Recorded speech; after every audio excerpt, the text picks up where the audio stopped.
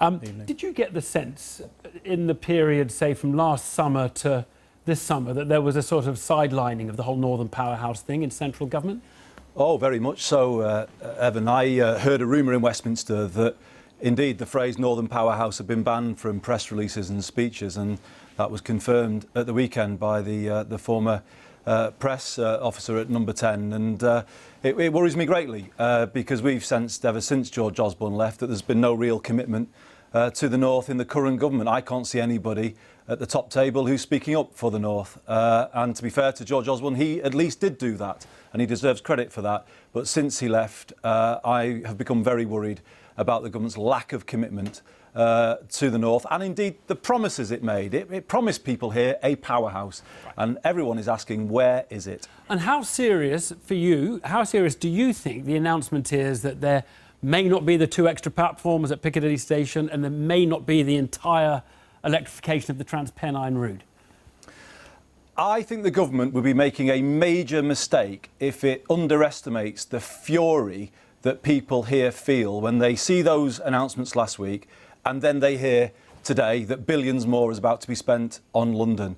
You know, number one, Crossrail 2 was not in the Conservative manifesto. So on what basis has it gone to the front of the queue ahead of the North?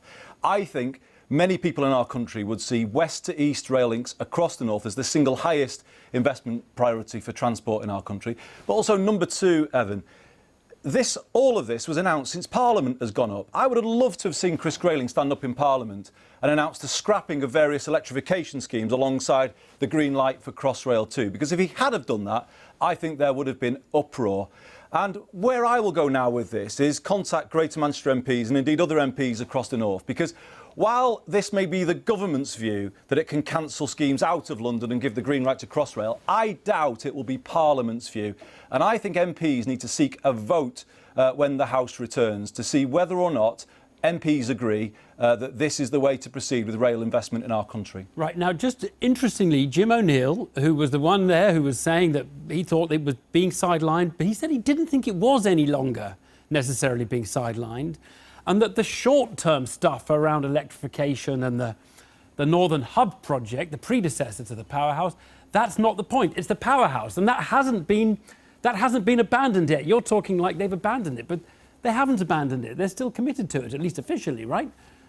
Well, I very much hope that Jim is right, and I'm not coming on here necessarily to play party politics. If they'd have said, look, we've made commitments to the North, they will be honoured in full, I would be the first to say, well, thank you. That's the right way to do things, because this is where the need is. You know, the North cannot become a powerhouse economy unless there is serious investment in our rail and transport infrastructure, and that's the point that Jim O'Neill has correctly made this evening. You know, but Evan, we can't wait forever. We need improvements now. That's why the electrification is important, and it's also why we need more capacity at Manchester Piccadilly. You know, people travelling here, you know, across the northern cities who will have had a long commute home tonight, I think will be furious watching your programme when they're hearing this news that the government has cut back on rail investment in the North on the day that it's given the green light to Crossrail 2. I just think they will feel that, you know, the government isn't listening here to what people are saying. They aren't governing for the whole country. Do they have any other vision for the North, do you think? Because obviously post-Brexit Britain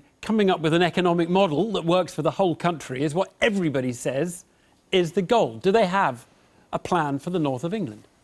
Well, if they do, I've not heard it yet. And if anyone wants to hear it, it would be me, because I'm listening very carefully to what they say. I'll give you another example why I'm getting worried about their commitment to the North. David Davis gave me a commitment that he would meet me shortly after the mayoral election alongside other newly elected mayors to talk about Brexit in the North. That hasn't happened. We're having rumours about education funding, post-16 education funding, that they may try and change that. So we've no evidence at the moment that they are committed to the North or indeed have a vision for the North. But they need one. You know, they need to help the northern economy have a positive future outside of the European Union. They need to help us invest in new industries like digital, advanced manufacturing.